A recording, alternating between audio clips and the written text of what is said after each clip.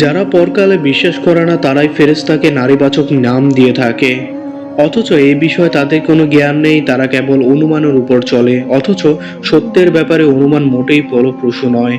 অতএব যে আমার স্মরণে বিমুখ এবং কেবল পার্থিব জীবনী কামনা করে, তার তরফ থেকে আপনি মুখ ফিরিয়ে নিন। তাদের জ্ঞানের পরিধি এই পর্যন্তই। নিশ্চয়ই আপনার পালনকর্তা ভালো জানেন কে তার পথ থেকে বিচ্যুত হয়েছে, এবং তিনিই ভালো জানেন কে সুপথ প্রাপ্ত হয়েছে।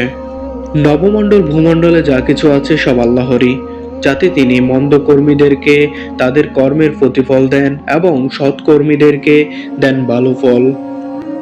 যারা বড় বড় গুনাহ অশ্লীল কাজ থেকে বেঁচে থাকে, ছোটখাটো অপরাধ করলেও নিশ্চয়ই আপনার পালনকর্তা ক্ষমা সিঁদুর বিস্তৃত।